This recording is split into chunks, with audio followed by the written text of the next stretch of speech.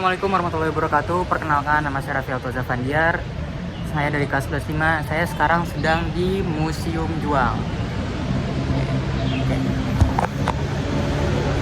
Oke, pertama-tama kita dari awal pintu masuk dulu ya. Kita udah di depan Museum Juang di sini posisinya. Nah, dari awal kita masuk ke awal Museum Juang ini, kita disuguhkan dengan 6 wanita pahlawan nasional, dan di sini ada telapak tangan wanita pejuang 45 dan pengisi pembangunannya di sini. Di sini ada banyak sekali, banyak banget telapak tangan yang ditempelkan di sini. Dan di sini juga masih banyak lagi. Di sini adalah wanita pahlawan Indonesia, nasional Indonesia di sini telapak tangan. Oke, kita langsung aja masuk ke Museum Juangnya. Kita buka terlebih dahulu. Assalamualaikum.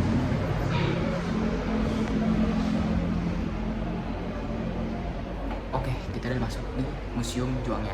Di depan museum ini kita disuguhkan dengan foto ukiran-ukiran kayu. Yang di sini adalah banyak ukiran-ukiran kayu tentang tokoh-tokoh pahlawan kita. Di sini ada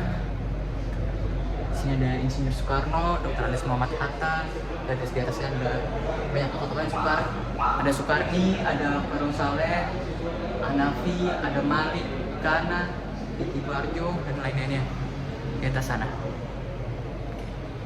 Kita lanjut di sini. Ada ruang pendahuluan perjuangan. Oke. Nah, ini adalah ruang pendahuluan perjuangan di sini. Ini ada banyak foto-fotonya di sini, ada banyak penjelasan-penjelasannya. Kita mulai dari Menteng 31, tempat pendidikan politik kebangsaan. Pada masa pendudukan Jepang dan pergerakan nasional, gedung ini digunakan sebagai markas para pemuda radikal dalam melancarkan aksi merebut kemerdekaan dari tangan penjajah. Pada bulan Juli 1942, Menteng 31 menjadi asrama Angkatan Baru Indonesia, tempat berkumpulnya para pemuda radikal dalam mematangkan rencana kemerdekaan Indonesia. Asrama ini berfungsi sebagai tempat pendidikan politik kebangsaan dan sebagai pengajarnya dipilih beberapa tokoh seperti Insinyur Soekarno, Dr. Andes Muhammad Hatta, Mr. Muhammad Yamin, Mr. Surino, Sunario, Mr. Ahmad Subarjo, MZ Jambek, Muhammad Dayo, Muwardi, Sanusi Pani, Ki Hajar Dewantara, dan Mr. Amir Syarifuddin. Selain tokoh pergerakan nasional, sebagai tenaga pengajar, pihak Jepang juga ikut terlibat sebagai tenaga pengajar, yaitu Profesor Nakani Shimizu dan Profesor Beki. Sini adalah foto-fotonya. Oke, kita masuk ke ruangan selanjutnya di sini.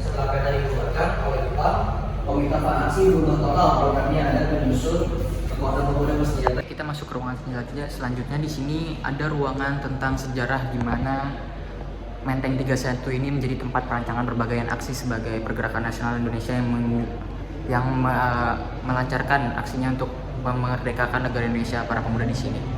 Oke, kita di sini masuk aja tentang Menteng 31 pada masa penjajahan Belanda.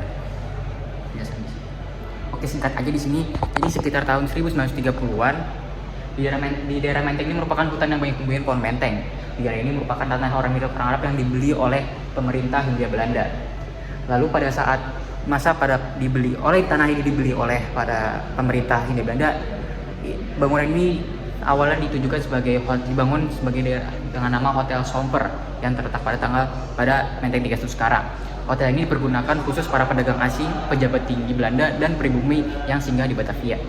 Hotel ini pada masa itu adalah hotel sangat megah. Bangunannya khas kolonial kuno, yang di depan tadi banyak pilar-pilar marmer yang dibatasi oleh serambi depan pintu dan pintu masuk dengan border marmer. Oke.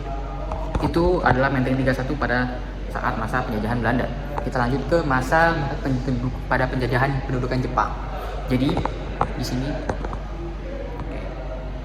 pada masa pendudukan Jepang, Hotel Somper di Jalan Menteng 31 dikuasai oleh Sedenbu atau Barisan Propaganda Jepang. Pada Juli 1942, gedung Menteng 31 diserahkan kepada para pemuda Indonesia atas kerja keras para pemuda seperti Adam Malik, Soekarni, Khairul Saleh, dan Hanafi.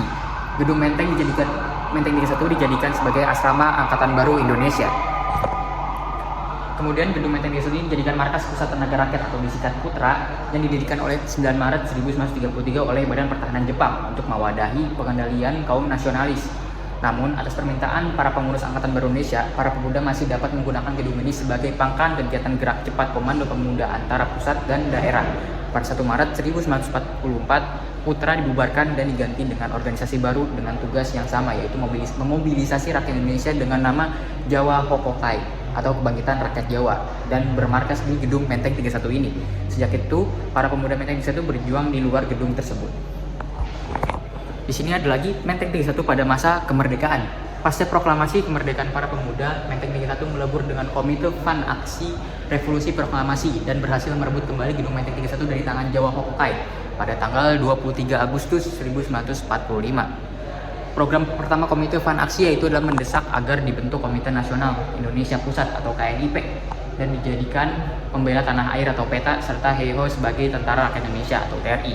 Setelah PETA dibubarkan oleh Jepang, Komite Fan Aksi merubah total programnya dengan menyusun kekuatan pemuda bersenjata yang dipelopori Angkatan Pemuda Indonesia atau API di Menteng 31 yang kemudian melebur ke dalam organisasi bersenjata atau Laskar Rakyat Jakarta Raya yang dibentuk di belakang gedung Menteng 31 pada tanggal 11 November 1945. Perdana Menteri Sahir menyatakan Jakarta sebagai kota diplomasi. Akhirnya pemuda Menteng 31 dan Laskar Rakyat Jakarta meninggalkan Menteng 31 dan menyingkir ke markas Leonian di Jatinegara, kemudian Bekasi, Karawang, dan Cikampek. Oke. Di ruang ini juga banyak tentang biografi pahlawan-pahlawan yang merebut Menteng 31 dari penjajahan Jepang dan Belanda. Di sini ada penjelasan tentang Khairul Saleh, Soekarni. Di sini juga ada AM Hanafi. Di sini juga ada tentang Adam Malik. Oke, kita langsung aja ke ruangan selanjutnya yang berunsur dengan di bawah tirani Jepang. Oke, kita masuk ke ruangan tengah di sini. Awal kita memasuki ruangan tengah, kita disuguhkan oleh banyak foto-foto sejarah tentang perlawanan bangsa Indonesia dengan Jepang di sini. Front Jakarta Timur, Battle Jakarta Timur di sini. Di sini juga ada foto-foto lama di sini. Kemudian di sini kita disuguhkan oleh market rute gerilya Panglima Besar Jenderal Sudirman di daerah Yogyakarta.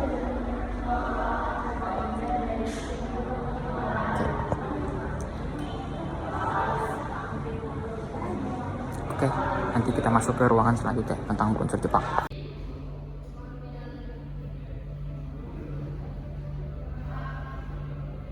Kita masuk ke ruangan selanjutnya. Di sini banyak tentang konferensi meja bundar. Di sini ada perjanjian Renville, perjanjian Linggarjati, ada konferensi meja bundar juga. Di sini banyak juga foto-foto para pahlawan kita. Itu di sini.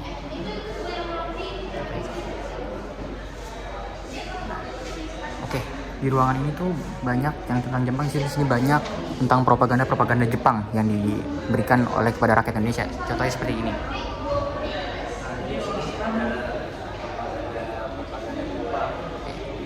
Banyak propaganda Jepang. Setelah dari situ kita masuk ke ruang masa penjajahan Jepang.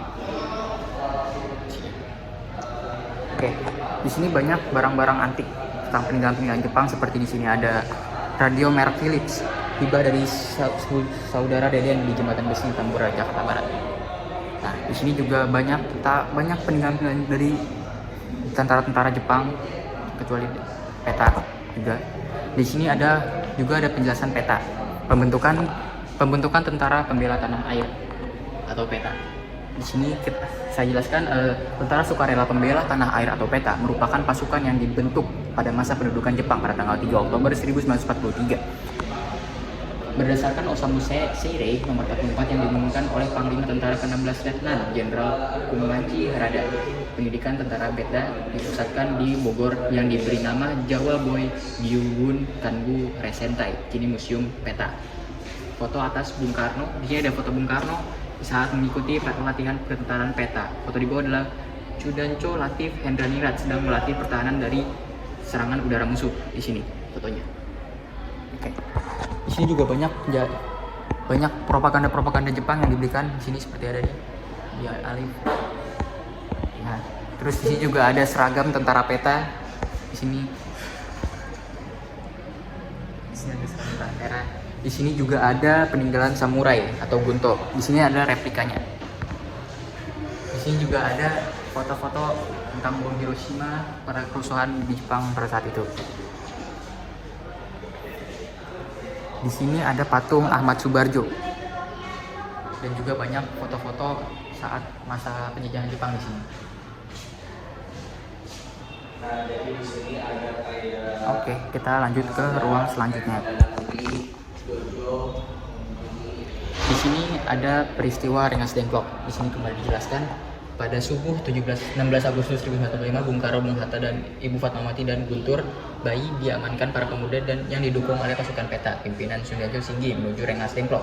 Tujuannya untuk mendesak Dwi Tunggal menyelenggarakan proklamasi, sekarang juga sekaligus mencegah penangkapan mereka oleh pihak Jepang. Selama di Rengas Dengklok, rombongan yang diamankan ini menempati rumah Gyao Isong.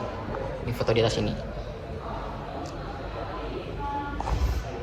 Di sini juga tentang naskah proklamasi yang tadi kita udah jelaskan di museum penyusunan naskah proklamasi. Di sini juga ada penjelasan lagi tentang proklamasi kemerdekaan Indonesia pada tanggal 17 Agustus 1945 pada jam 10 pagi di rumah kediaman Bung Karno di Jalan Pegangsaan Timur nomor 56 diselenggarakannya proklamasi, didengarkan oleh seluruh rakyat Indonesia. Di ruangan-ruangan ini banyak miniatur-miniatur kejadian-kejadian yang ada pas menyusunnya naskah proklamasi di situ. Di sini ada rapat dengan kurang lebih miniatur rapat Rengas Dengklok.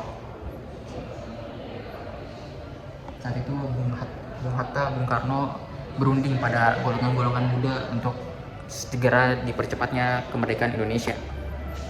Di sini juga ada penyusunan teks proklamasi pada saat itu di rumah kediaman Laksamana Maeda. Ya, di sini adalah apel pemuda Menteng 31 ini pada depan gedung Menteng 31. Di sini juga banyak miniatur lain. Seperti ini adalah proklamasi yang dilakukan oleh Bung Karno di rumah kediamannya di Jalan Pegangsaan nomor 56. Juga ini adalah api yang dibentuk pada Menteng 1, pembentukan api. Oke. Saat ini di ruangan terakhir yang berbau unsur Jepang, di sini terdapat market rute gerilya pasukan Tentara Pelajar Indonesia atau TRIP. Sini.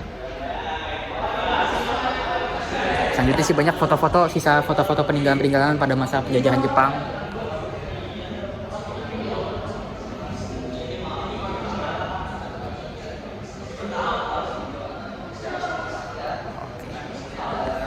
Oke, segitu aja. Sekian dari saya dari vlog Museum Pejuang 45 di bawah tirani Jepang. Sekian dari saya. Wassalamualaikum warahmatullahi wabarakatuh.